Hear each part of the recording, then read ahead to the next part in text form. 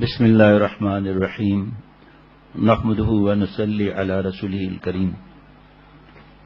تاریخ امت مسلمہ حضرت مولانا محمد اسماعیل ریحان صاحب دامت برکاتہم کی ہے، اور اس میں جو بعد میں بنو امیہ اور یہ جو واقعات ہیں تو یہ علماء کو اس کے پڑھنے کا ہے۔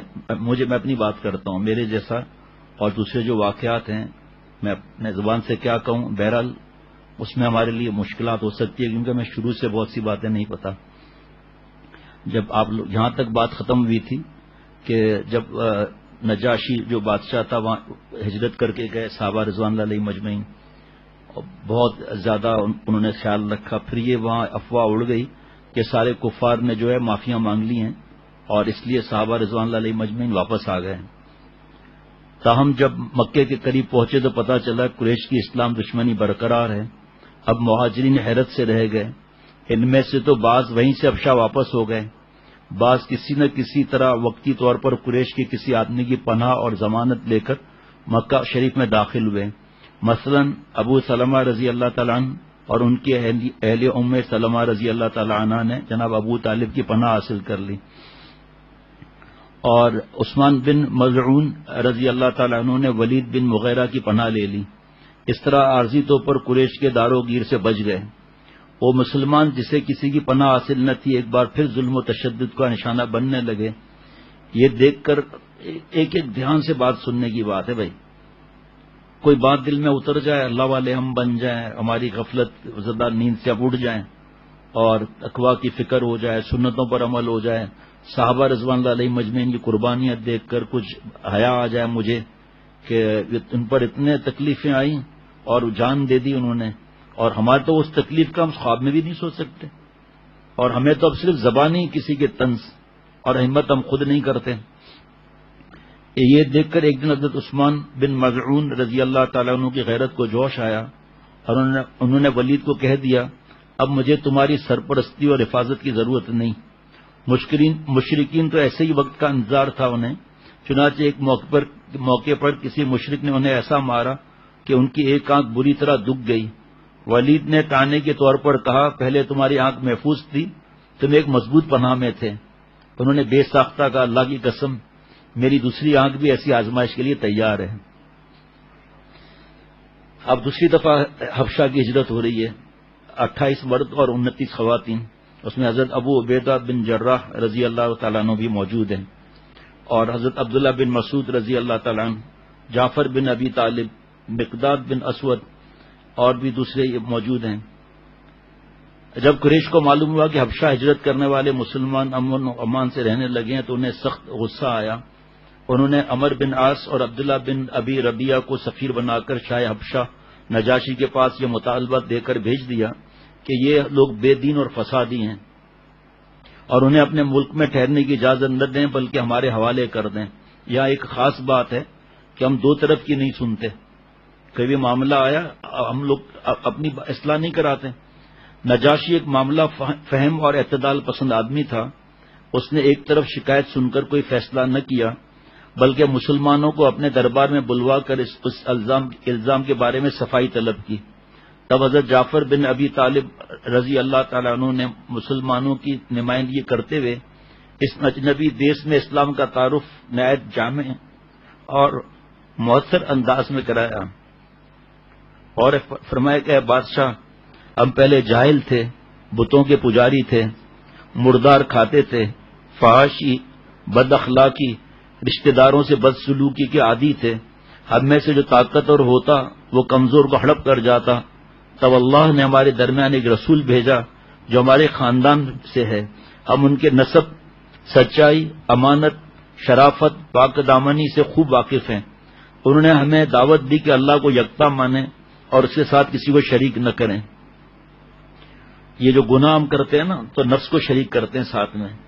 حضرت نے فرمایا کہ بیان میں جب تم یہ کہو گے کہ حسینوں کو شریک کر لیا اللہ تعالیٰ کے ساتھ تو بعد میں کسی کو جوش آ جائے گا، اس لیے پہلے ہی آیت سنا دیا کرو جو حضرت پھول پوری رحمۃ اللہ علیہ ہفتے میں 2 3 مرتبہ یہ بیان کرتے تھے، افرأیت من اتخذ الہہ ہوا، اے محمد صلی اللہ علیہ وسلم آپ نے دیکھا جنہوں نے اپنی حرام خواہشات کو معبود بنایا ہوا ہے، جھوٹ اس میں، غیبت اس میں، فلمیں اس میں، دل چاہا فوراً جو ہے وہ عزیزوں اور رشتہ داروں سے اچھا برتاؤ کریں، پڑوسیوں سے بہتر سلوک کریں.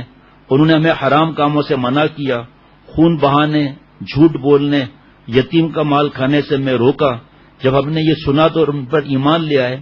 ان باتوں پر عمل کرنے کی وجہ سے ہماری قوم ہمارے پیچھے پڑ گئی اور ہم پر ظلم کے پہاڑ توڑے. ہم مجبور ہو کر آپ کے ملک میں اس امید پر آئے کہ یہاں پر ظلم نہ ہوگا.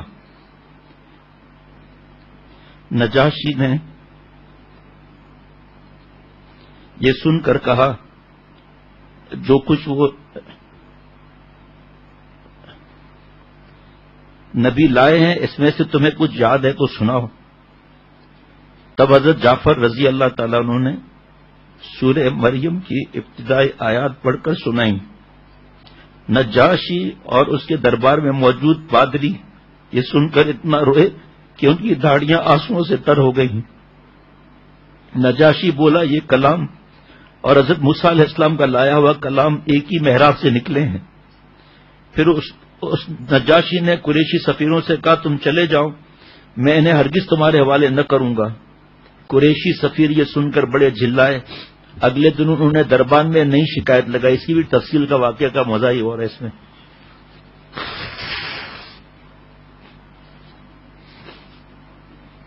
ایک نئی شکایت لگائی اور کہا کہ نجاشی بادشاہ سے کہا کہ یہ لوگ عیسیٰ بن مریم کے بارے میں بڑی بے ادبی کی باتیں کرتے ہیں، انہیں بندہ مانتے ہیں.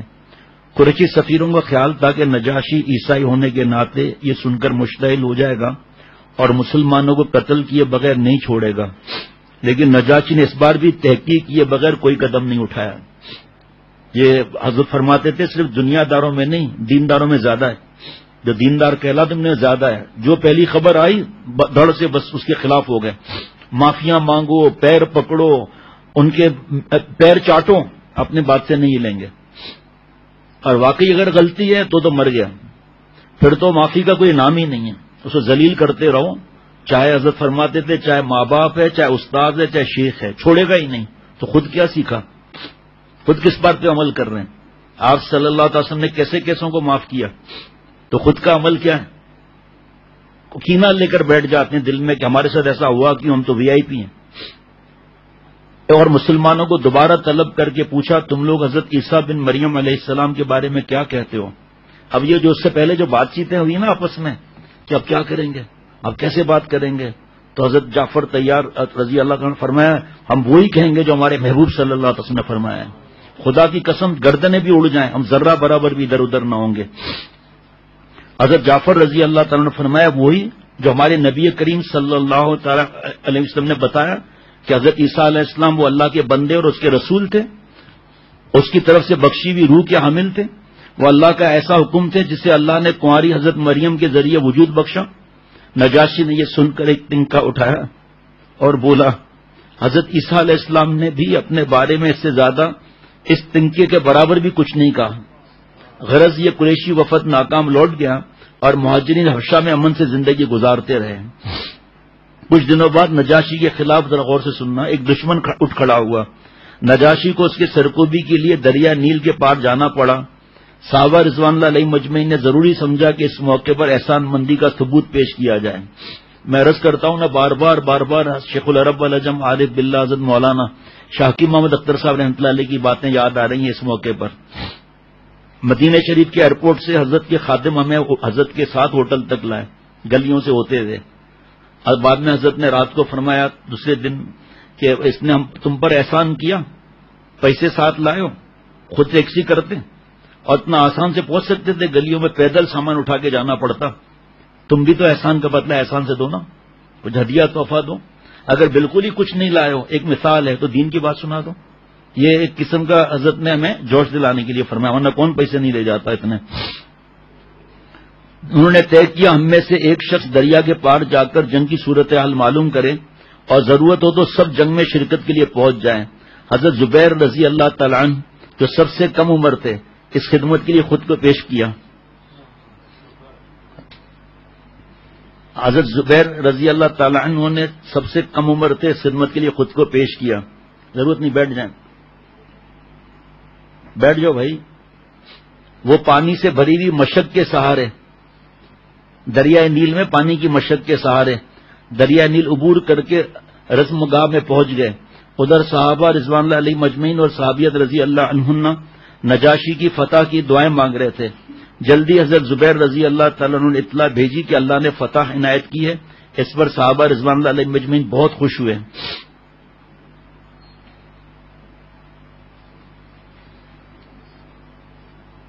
اب ذرا دل کو تھام کر آگے کی بات. سماجی مقاطعہ. حبشہ میں مسلمانوں کو ایک محفوظ ٹھکانہ میسر آنے نیز حضرت حمزہ اور حضرت عمر رضی اللہ تعالی عنہما جیسے بہادر افراد کے اسلام لانے سے قریش وقتی طور پر گھبرا گئے تھے، مگر جلدی ان کے جذبہ انتقام نے پھر انگڑائی لی اور انہوں نے فیصلہ کر لیا اب اسلام کو مٹا دیں. انہوں نے طے کیا کہ حضور صلی اللہ تعالی وسلم کو شہید کر کے ہی وہ اپنا ہدف حاصل کر سکتے ہیں. ابو طالب کو قریش کے ناپاک عزائم کی اطلاع ملی تو فوراً بنی ہاشم کے لوگوں کو جمع کیا اور انہیں ہدایت کی کہ وہ جناب رسول اللہ صلی اللہ تعالی علیہ وسلم کو فوراً کسی محفوظ جگہ لے جائیں اور ارد گرد پہرا دے تاکہ کوئی شخص آپ صلی اللہ علیہ وسلم کو نقصان نہ پہنچا سکے. پھر حضرت کی بات عرض کرتا ہوں، محبت کتنی تھی، اطاعت نہ ہونے کی وجہ سے کام نہیں بنا. قریش پہلے ہی یہ خطرہ تھا کہ ان کے ارادے کے راستے میں بنو ہاشم ہی سب سے بڑی رکاوٹ بن کر سامنے آئیں گے. چنانچہ انہوں نے طے کیا کہ بنو ہاشم سے سماجی اور معاشرتی تعلقات ختم کر دیے جائیں اور انہیں حضور اکرم صلی اللہ تعالی علیہ وسلم کی حمایت ترک کرنے پر مجبور کیا جائے. انہوں نے مل کر ایک معاہدہ تحریر کیا جس کا خلاصہ یہ تھا بنو ہاشم سے نہ نکاح اور رشتوں کا کوئی معاملہ نہ کیا جائے، نہ ہی ان سے خرید و فروخت کی جائے. معاہدے کی توثیق کے لیے اسے کعبے میں لٹکا دیا. رسول اللہ صلی اللہ تعالی علیہ وسلم کی عمر کا یہ 48واں سال تھا. سن رسیدہ ابو طالب نے بنو ہاشم کے گھرانوں کے ساتھ مکے کی اس پہاڑی گھاٹی میں ڈیرا ڈال دیا جو ان کے خاندانی ملکیت تھے. اسے شعب بنی ہاشم کہا جاتا تھا. محصور ہونے والوں میں خواتین اور معصوم بچے بھی تھے. ان میں سے جو اسلام لا چکے تھے وہ دینی جذبے کے ساتھ اور جو ایمان نہیں لائے تھے وہ خاندانی غیرت کے تحت حضور صلی اللہ علیہ وسلم کا ساتھ دے رہے تھے. صرف ابو لہب نے ساتھ نہ دے کر اپنی اسلام دشمنی کا ثبوت فراہم کیا اور بنو ہاشم سے الگ رہا. آپ صلی اللہ تعالی علیہ وسلم اپنی اہلیہ حضرت خدیجہ رضی اللہ تعالیٰ عنہ اور بچوں کے ساتھ گھاٹی میں رہے. چچا حضرت حمزہ رضی اللہ تعالیٰ عنہ یہاں آپ کے محافظ تھے. حضرت عباس رضی اللہ تعالیٰ عنہ بھی یہیں تھے اور اس گھاٹی میں عبداللہ بن عباس رضی اللہ تعالیٰ عنہما کی ولادت ہوئی. بنو ہاشم کھانے پینے کا جتنا سامان لے جا سکتے تھے لے گئے، مگر چند ہفتوں میں سب کچھ ختم ہو گیا اور فاقوں کی نوبت آ گئی. معصوم بچے بھوک سے بلکتے تو ان کی رونے کی آوازیں دور دور تک سنائی دیتی. قریش کا یہ سماجی مقاطعہ اتنا سخت تھا کہ بنو ہاشم کو مکے کے بازاروں میں گزرنے تک سے منع کر دیا گیا تھا. اگر باہر سے کوئی سوداگر اناج لے کر آ رہا ہوتا تو قریش اس کی بھی طاق میں رہتے اور اسے فوراً سب کچھ خرید کر اپنے گوداموں میں بھر لیتے تاکہ بنو ہاشم کو کچھ ملنے نہ پائے. اگر کوئی مسلمان یا بنو ہاشم کا کوئی ہمدرد گھاٹی کی طرف اناج یا غلہ لے کر جاتا ہوا نظر آتا تو قریش اسے بھی پکڑ کر سب کچھ چھین لیتے. کبھی کبھار ایسا ہوتا کہ کوئی شخص خفیہ طور پر کچھ خوراک پہنچا دینے میں کامیاب ہو جاتا جس سے محصور افراد کی زندگی کی رمق باقی رکھنے کے لیے کچھ لقمے میسر آ جاتے، ورنہ اکثر جھاڑیوں کے پتے کھانے پڑتے. گرا پڑا خشک چمڑا چبانے کی نوبت بھی آتی رہتی تھی. یہاں پھر حضرت کی بات کہ ہمارے پیٹ کے ساتھ بریانیاں کباب بندھے ہوئے ہیں، انڈے پراٹھے بندھے ہوئے ہیں. کس طرح ماں باپ کی آہ لیتے ہیں، کس طرح بیویوں کو ستاتے ہیں، کس طرح شوہر پر ظلم، کس طرح فلمیں، فوٹوگرافیاں. بنو ہاشم کے علاوہ دیگر بہت سے مسلمان بھی اس قید و بند میں شریک تھے. سعد ابن ابی وقاص رضی اللہ تعالیٰ عنہ جو ہاشمی نہیں بلکہ بنو زہرہ یعنی عبد مناف سے تھے، اس گھاٹی میں بند ہو کر مصائب میں سب کے ساجی رہے. خود فرماتے تھے ایک دن پیشاب کرنے بیٹھا تو زمین میں سرسراہٹ محسوس ہوئی تو دیکھا تو اونٹ کی خشک کھال کا ٹکڑا تھا. میں نے اسے دھویا، جلایا، پیسا اور پانی میں ملا کر پھانک لیا. اس طرح 3 دن گزارے. یہ بھی حضرت کا جملہ ہے. جب کسی گناہ کا دل چاہے نا اور گناہ کے جب وسوسے شدید ہوں، ہاتھ سے جوانیاں برباد کرنا، بد نظریہ، یہ سوچ لیا کرو. ہمت بھی نہیں ہوگی گناہوں کی. سوچ کی صلاحیت یہاں لے جائیں. زنا کے خیالات کی طرف نہ لے جائیں، فلموں کی طرف نہ لے جائیں. اس ایک واقعے سے اندازہ لگایا جا سکتا ہے کہ گھاٹی کے محصورین کی فاقہ کشی کا کیا عالم تھا۔ فقط حج کے موسم میں جب کفار دشمنوں سے لڑنا حرام سمجھتے تھے، ان حضرات کو کچھ آزادی مل جاتی۔ نبی اکرم صلی اللہ تعالی علیہ وسلم اس موقع سے بھی فائدہ اٹھا کر حاجیوں میں تبلیغ کے لیے نکل پڑتے، مگر ابو لہب پیچھے لگا رہتا، آواز میں کستا۔ اس دوران بنو ہاشم کے سوا جو دیگر مسلمان خاندان تھے وہ بھی اپنے گھروں میں ایک طرح سے محصور ہو کر بیٹھے تھے۔ یہی زمانہ تھا جب 890 میں روم اور فارس کے مابین گھمسان کی جنگ ہوئی، جس میں فارس نے رومیوں کو فیصلہ کن شکست سے دوچار کیا۔ سننا ذرا، مشرکین جو مسلمانوں کو دبا کر پہلے ہی مغرور ہو رہے تھے مزید اترانے لگے، کیونکہ عقیدے کے لحاظ سے وہ خود کو فارس کے مشرکین اور مسلمانوں کو رومی اہل کتاب سے قریب تر سمجھتے تھے۔ چنانچہ وہ تکبر میں آ کر کہنے لگے، جس طرح ہمارے فارسی بھائیوں نے رومی اہل کتاب کو کچل ڈالا، اس طرح ہم تمہیں ختم کر دیں گے۔ مشرکین کے اس لن ترانی کے جواب میں سورہ روم کی ابتدائی آیت نازل ہوئی، اس پر حضرت کا بیان ہے، جن میں خبر دی گئی کہ رومی شکست کھانے کے باوجود چند سالوں میں دوبارہ فتح یاب ہوں گے۔ مشرکین نے مذاق اڑایا، ایسی زبردست شکست کے بعد رومی دوبارہ کیسے غالب آ سکتے ہیں؟ اس کے جواب میں حضرت ابو بکر صدیق رضی اللہ تعالیٰ عنہ نے شرط لگا لی کہ اگر 5 سال کے اندر رومی فتح یاب نہ ہوئے تو تم جیتے، ورنہ ہم ہارنے والے پر جیتنے والے کو دینے کے لیے ہرجانہ بھی طے کر لیا۔ رسول اللہ صلی اللہ علیہ وسلم کے شرط کا پتہ چلا تو قرآن مجید کے الفاظ بضع سنین کے پیش نظر حضرت ابو بکر رضی اللہ تعالیٰ عنہ کو شرط میں 5 سال کی جگہ 9 سال کی ترمیم کرنے کا مشورہ دیا۔ انہوں نے ایسا ہی کیا۔ 7 سال بعد قرآن پاک کی پیشگوئی سچ ثابت ہوئی اور رومیوں نے اہل فارس کو عبرتناک شکست دی۔ بنو ہاشم کے محصور ہونے کے بعد حالات سخت ترین ہو گئے۔ ایسا لگتا تھا کہ مسلمانوں کا اب دنیا میں کوئی سہارا نہیں ہے۔ ان حالات میں حضرت ابو بکر رضی اللہ تعالیٰ عنہ جیسے کوہ استقامت بھی حبشہ کی طرف ہجرت میں مجبور ہو گئے۔ آگے سننا نا، یہ واقعہ صحیح بخاری میں حضرت عائشہ صدیقہ رضی اللہ تعالیٰ عنہ سے اس طرح مروی ہے، فرمایا جب میں نے ہوش سنبھالا تو اپنے والدین کو دین پر عمل پیرا دیکھا۔ کوئی دن ایسا نہ گزرتا تھا کہ حضور صلی اللہ علیہ وسلم صبح و شام ہمارے یہاں تشریف نہ لاتے ہوں۔ کیا قسمت تھی حضرت ابو بکر صدیق رضی اللہ تعالیٰ عنہ کی۔ جب مسلمان تکالیف میں مبتلا کیے گئے تو حضرت ابو بکر رضی اللہ تعالیٰ عنہ نے حبشہ ہجرت کا ارادہ کیا۔ وہ مکہ سے نکل کر حبشہ کی طرف روانہ ہوئے۔ جب برق غماد میں پہنچے جو مکہ سے 5 منازل سمندر کے سمت واقع ہے تو انہیں قبیلہ قارہ کا سردار ابن دغنا ملا۔ ابن دغنا نے ان سے پوچھا ابو بکر کہاں کا ارادہ ہے؟ انہوں نے فرمایا مجھے میری قوم نے نکال دیا ہے، میں نے سوچا کہ زمین پہ سفر کر کے اپنے رب کی عبادت کروں۔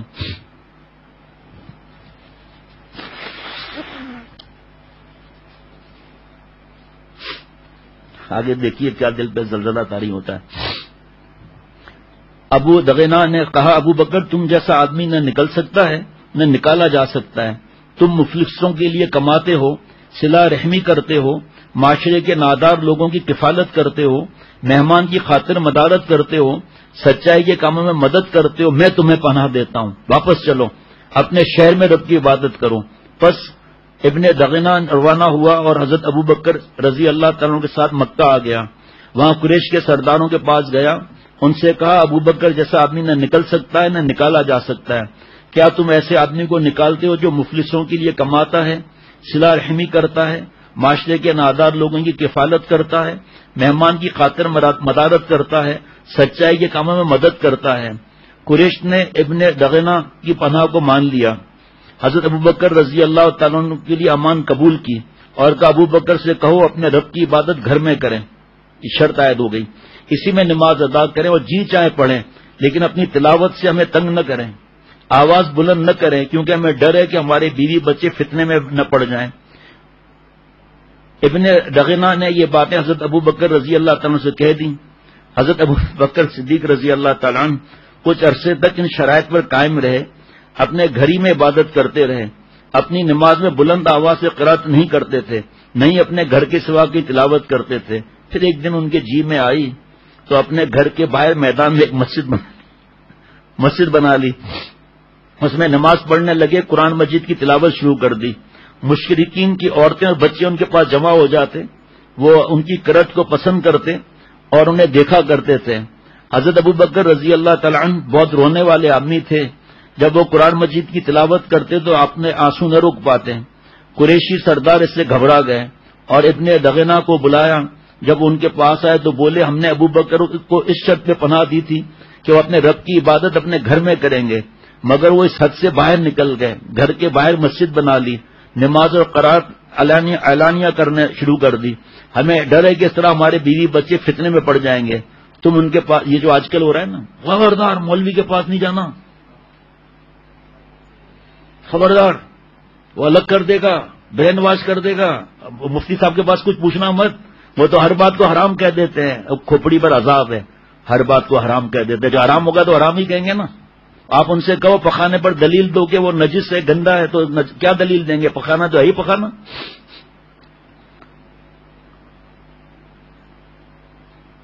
تم ان کے پاس جاؤ، اگر وہ مان جائیں کہ اپنے رب کی عبادت اپنے گھر ہی میں کریں تو ٹھیک. اگر وہ اعلانیہ عبادت پر اصرار کریں تو انہیں کہو کہ وہ تمہاری پناہ لوٹا دیں، کیونکہ ہمیں یہ پسند نہیں کہ تمہاری امان کی توہین کریں. ہم ابو بکر کی اعلانیہ عبادت کو باقی نہیں رہنے دیں گے. ابن دغنہ ابو بکر رضی اللہ تعالیٰ کے پاس آیا اور کہنے لگا تمہیں معلوم ہے میں نے کس شرط پر تم سے معاہدہ کیا تھا؟ اگر تم اس پر کاربند رہتے ہو تو ٹھیک ہے، ورنہ میری امان واپس کر دو. میں نہیں چاہتا کہ عرب میں شہرت ہو کہ میں نے ایک شخص کو امان دی لیکن میری امان ضائع کر دی. حضرت ابو بکر صدیق رضی اللہ تعالیٰ عنہ نے فرمایا میں تمہاری پناہ واپس کرتا ہوں اور اپنے رب کی اللہ کی امان پر راضی ہوں. شاہ ابی طالب میں محصوری کا یہ سلسلہ کم و بیش 2.5 سال تک رہا. آخر اللہ نے بعض قریشی زعما کے دل کو نرم کیا اور شرم دلا کر اس معاہدے سے دستبردار کرا دیا. اس طرح یہ مقاطعہ ختم ہوا اور بنو ہاشم کی گھاٹی کے جاسوس قید سے رہائی ملی. شاہ ابی طالب کی صحبت نے 85 سالہ ابو طالب کی صحت پر بہت برا اثر ڈالا اور بستر سے لگ چکے تھے. اس طرح حضور صلی اللہ علیہ وسلم کی اہلیہ محترمہ حضرت ختیجہ رضی اللہ تعالی عنہ کو بھی جو 65 سال کی ہو چکی تھی اس طویل مشقت نے نیند جاں کر دیا تھا. چنانچہ گھاٹی کے قید سے رہائی کے کچھ عرصے کے بعد حضرت ختیجہ رضی اللہ تعالیٰ عنہ دنیا سے رخصت ہو گئیں. یہ سانحہ 10 رمضان کو پیش آیا.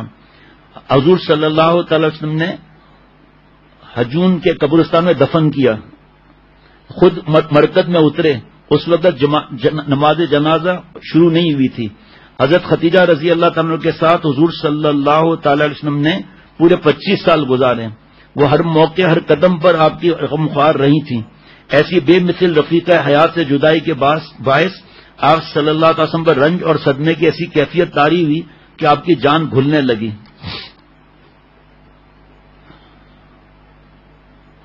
آپ صلی اللہ علیہ وسلم نجی زندگی کی تنہائی میں کچھ کمی اس وقت آئی جب بیوہ حضرت سودا بنت زمعہ رضی اللہ تعالی عنہ آپ صلی اللہ علیہ وسلم کے نکاح میں آئیں. یہ رمضان 11 نبوی کا واقعہ ہے.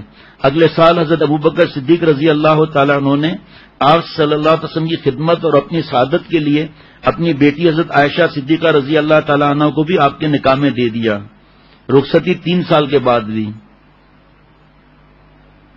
انہی ایام میں مشرکین نے حضور صلی اللہ علیہ وسلم کو زج کرنے کے لیے مطالبہ کیا کہ اگر آپ سچے نبی ہیں تو چاند پر اپنا اثر ڈال کر دکھائیں. حضور صلی اللہ علیہ وسلم کے ہاتھ پر یہ معجزہ بھی ظاہر فرما دیا اللہ نے.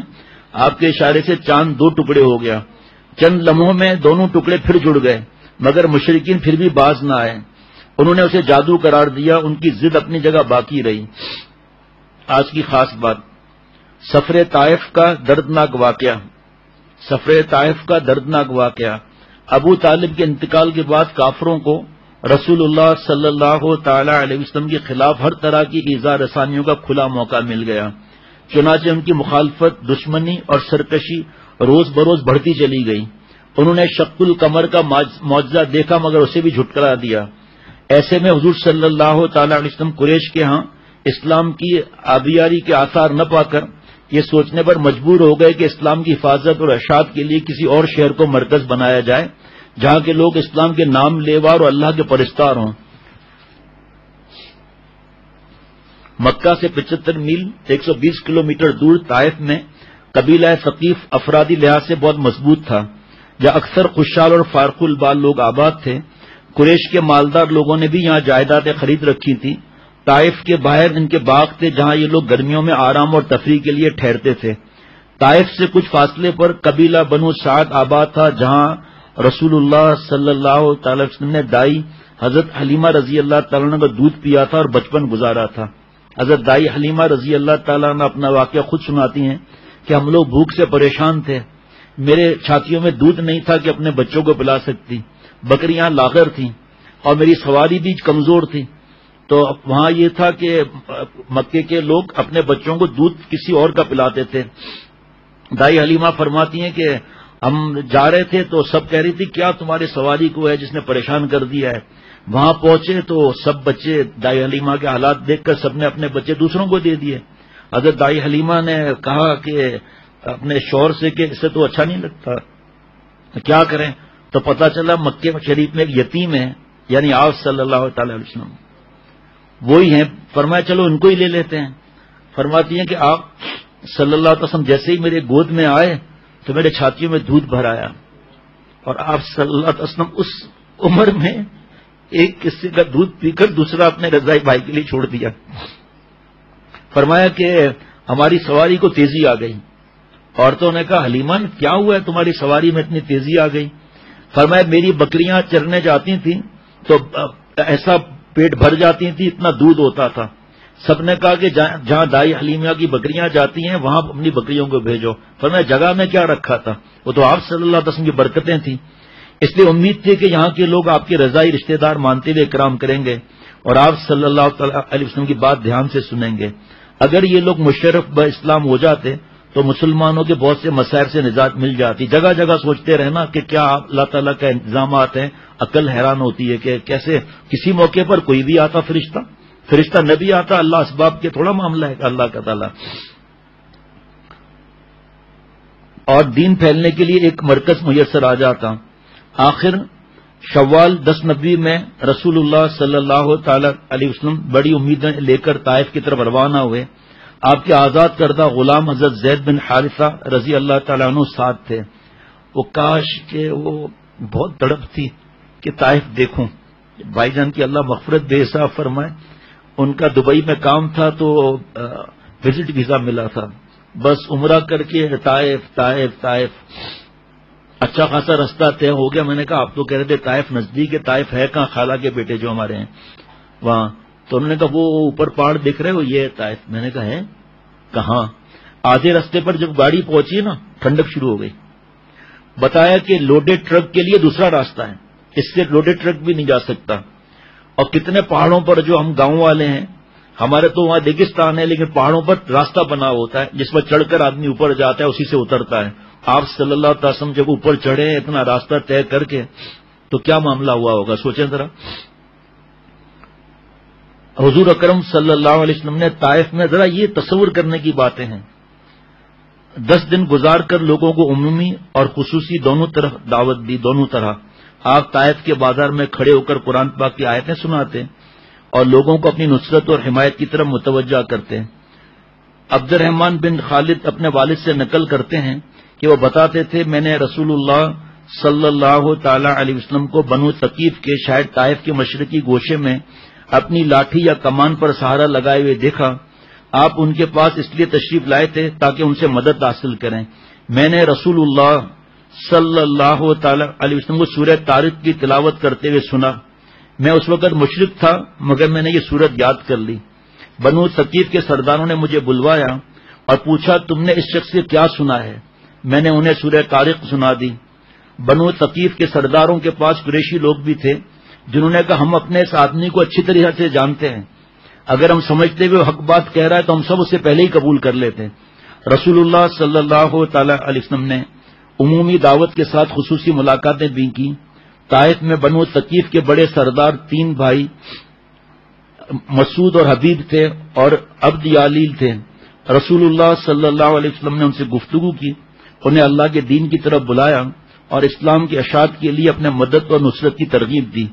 مگر ان لوگوں نے نہ صرف یہ کہ دین کی دعوت کو قبول نہیں کیا بلکہ عرب کے ازواجی رواجی مہمان نوازی کے تقاضے بھی پس پش ڈال دیے اور بہت تلخ جواب دیے. ان میں سے ایک نے کہا تو ایک بے دین آدمی ہے جو کعبے کا غلاف اوڑھ کر آیا ہے. دوسرا بولا اللہ کو تمہارے سوا اور کوئی نہ ملا نعوذ باللہ جب اس کو رسول بنا کر بھیجتا. تیسرا نے کہا میں تم سے بات ہی نہیں کرنا چاہتا کیونکہ اگر تم واقعی نبی ہو تو انکار کر دینا مصیبت سے خالی نہیں، اور اگر جھوٹ ہوئے ہو تو میں جھوٹے شخص سے بات کرنا نہیں چاہتا. ان سرداروں نے یہ بھی گوارا نہ کیا کہ آپ وہاں قیام فرما لیں. نا امید ہو کر حضور صلی اللہ تعالی علیہ وسلم نے دوسرے لوگوں سے بات چیت کرنے کا ارادہ فرمایا، مگر کسی نے بھی آپ کی طرف دھیان نہ دیا، بلکہ بڑی بدتمیزی سے کہا ہمارے شہر سے فوراً نکلو، جہاں مرضی ہو چلے جاؤ. رسول اللہ صلی اللہ تعالی علیہ وسلم جب جانے لگے تو ان بدبختوں نے شہر کے اوباش لڑکوں کو مذاق اڑانے اور پتھر مارنے کے لیے آپ کے پیچھے دوڑا دیا. پتھروں کی بارش سے آپ صلی اللہ علیہ وسلم زخمی ہو گئے. تکلیف کی شدت سے آپ بار بار بیٹھ جاتے. یہ ظالم لوگ آپ صلی اللہ علیہ وسلم کو بازوؤں سے پکڑ کر اٹھاتے اور آپ صلی اللہ تعالی وسلم جو ہی چلنے کے لیے قدم اٹھاتے وہ پھر سنگباری کرتے. طائف کی سرزمین پر کائنات کے مقدس ترین انسان کا خون اتنا بہا کہ دونوں نالین مبارک خون سے رنگین ہو گئے.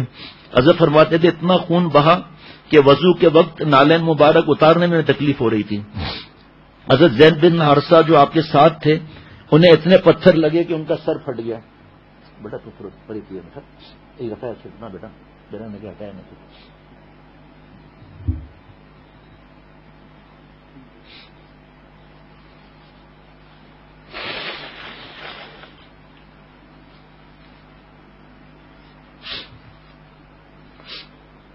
حضرت حضور اقدس صلی اللہ تعالی علیہ وسلم اسی طرح مار کھاتے شہر کے حدود سے نکل آئے.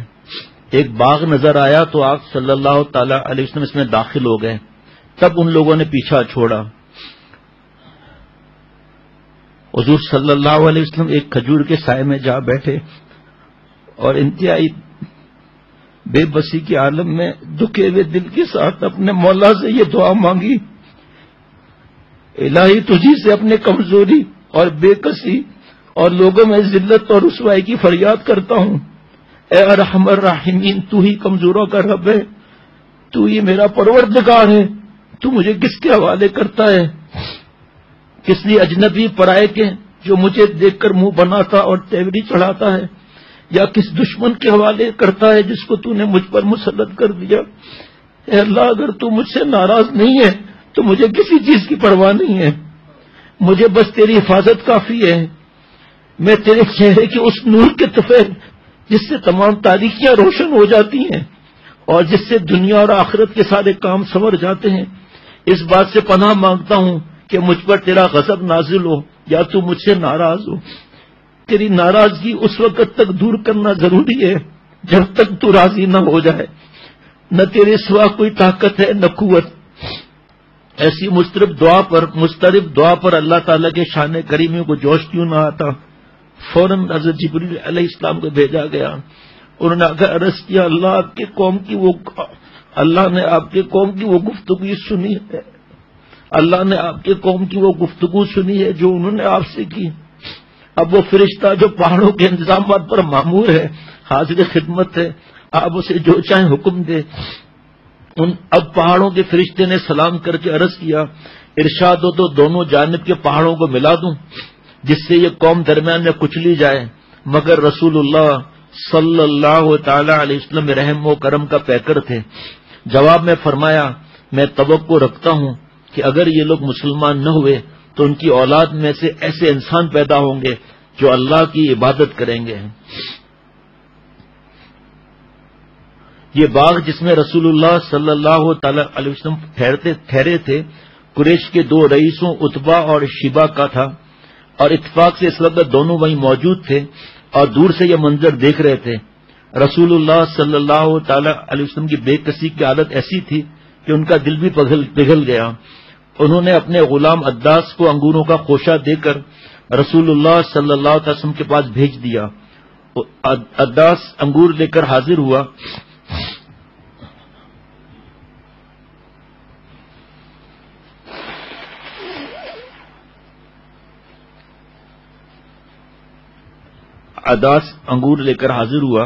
رسول اللہ صلی اللہ تعالی علیہ وسلم نے نوش فرمانے سے پہلے کہا بسم اللہ عداس اس حیران ہو کر کہنے لگا یہ لفظ جہاں کے لوگ نہیں کہا کرتے۔ رسول اللہ صلی اللہ تعالی علیہ وسلم کو خیال ہوا کوئی اور نہ صحیح شاید اس بیگانے شہر میں یہی غلام اسلام کی دعوت قبول کر لے۔ رسول اللہ صلی اللہ تعالی علیہ وسلم نے اس تکلیف کے باوجود اپنائیت سے پوچھا عداس کہاں کے ہو اور کس مذہب کے ہو؟ بولے نینوا کا عیسائی ہوں۔ آپ صلی اللہ علیہ وسلم نے فرمایا مرد صالح حضرت یونس کے شہر کے ہو؟ وہ حیران ہو کر بولا آپ کو ان کی کیا خبر؟ یہ بہت بڑا قرآن پاک کا معجزے ہی معجزے ہیں، لیکن یہ سارے انبیاء علیہ الصلوۃ والسلام کی باتیں، اتنے انبیاء علیہ الصلوۃ والسلام کی باتیں آپ صلی اللہ علیہ وسلم کے زبان مبارک سے ادا ہو رہی ہیں۔ اس پر ہی لوگ ایمان لے آتے تھے کہ آپ صلی اللہ علیہ وسلم تو پڑھے نہیں لکھتے، امی تھے۔ وہ میرے بھائی بھی ہیں، وہ بھی نبی تھے اور میں بھی نبی ہوں۔ عداس سمجھ گیا کہ آپ سچے نبی ہیں، وہ آپ کے ہاتھ چوم کر رخصت ہوا۔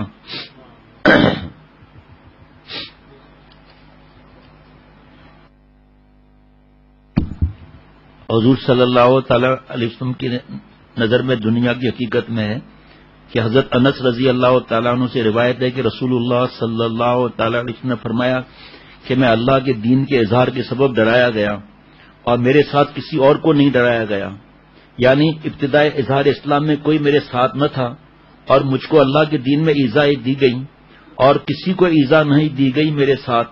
البتہ مجھ پر 30 دن 30 راتیں اس طرح گزری کہ میرے اور بلال کے لیے کھانا نہ تھا، وہ کھانا جس کو ہر جگہ رکھنے والا کھاتا ہے، مگر ایک نہایت خفیف سی چیز جس کو بلال بغل میں چھپائے رہتے تھے۔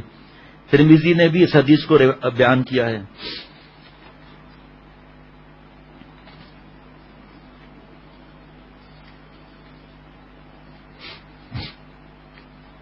یہ 24 جولائی 1971 میں ایک دن اچانک حضرت والا کے زبان مبارک سے یہ اشعار خود بخود نکل گئے، بنام محمد صلی اللہ علیہ وسلم شکار ہو گئے ہم۔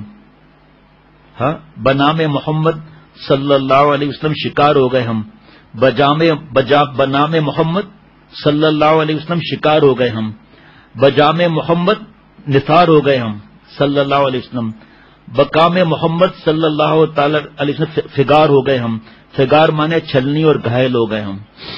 حضرت والا یہ بھی دعا کرتے تھے کہ اے اللہ ہمارے گناہوں کو آپ صلی اللہ علیہ وسلم کی نظروں سے مستور کر فرما لیجئے اور ہمیں معاف فرما کر مغفور فرما لیجئے، اور جانے پاک رسالت صلی اللہ علیہ وسلم کو ہم سے مسرور فرما لیجئے، یعنی کہ اتنے ہم گناہ چھوڑنے والے اور اتنے سنت پر عمل کرنے والے بن جائیں۔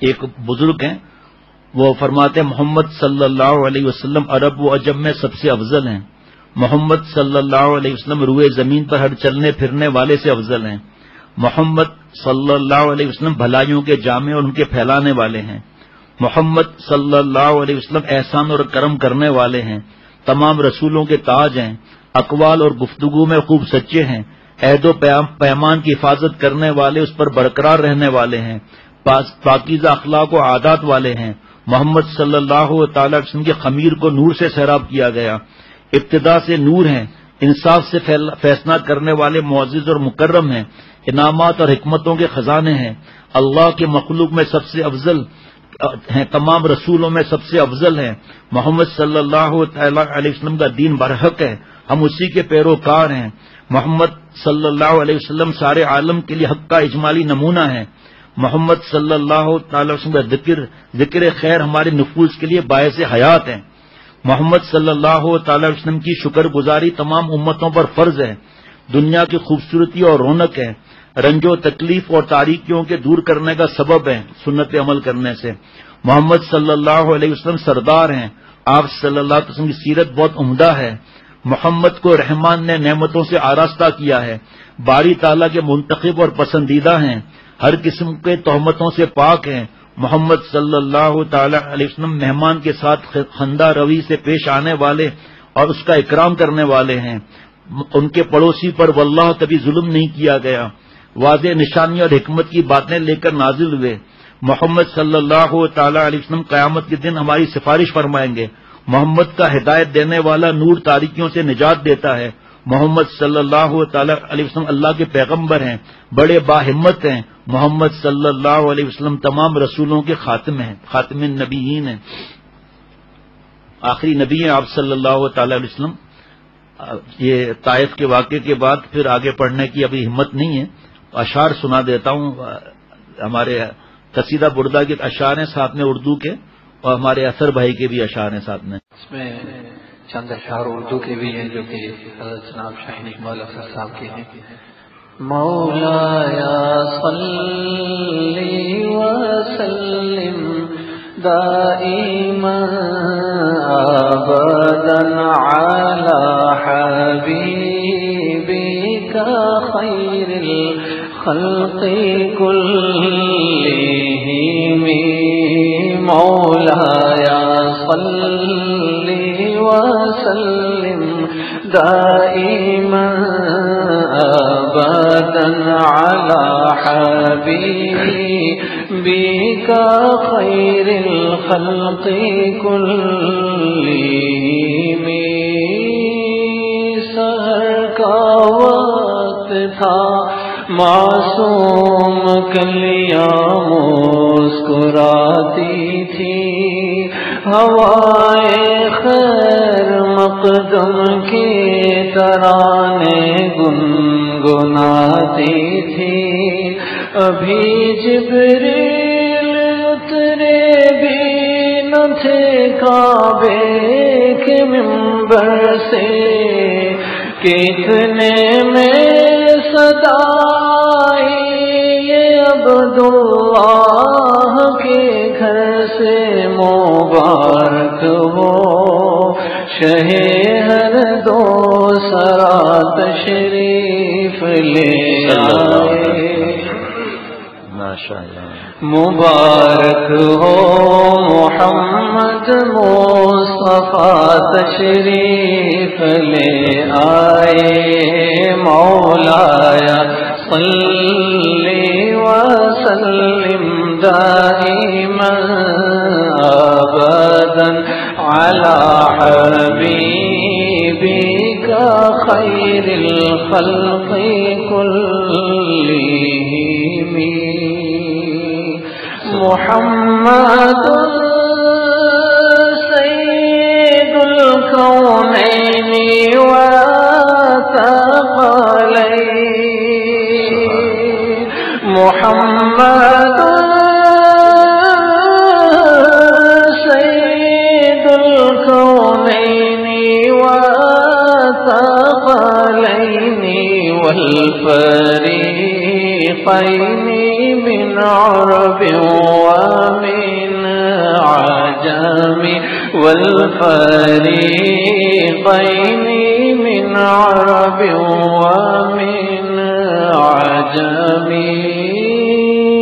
سلام اس پر کہ جس نے پرچم اسلام لہرایا، سلام اس پر خدا کا دین جس نے جگ میں پھیلایا، سلام اس پر کہ جو امی لقب تھا جان مکتب تھا، سلام اس پر کہ بھوکوں کو کھلانا جس کا مشرب تھا، سلام اس پر بتوں کو جس نے کعبے سے نکالا تھا، سلام اس پر کہ جس کے پاس وحدت کا اجالا تھا، سلام اس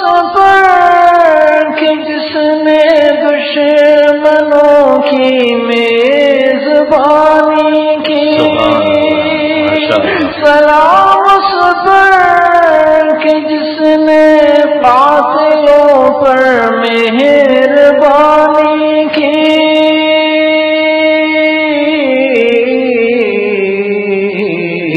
مولایا صلی وسلم دائما ابدا علی حبیبک خير الخلق كلهم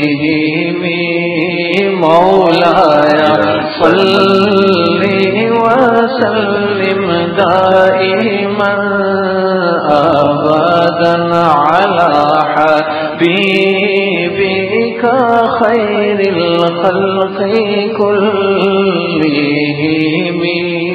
هو الحبيب الذي ترجى شفاعته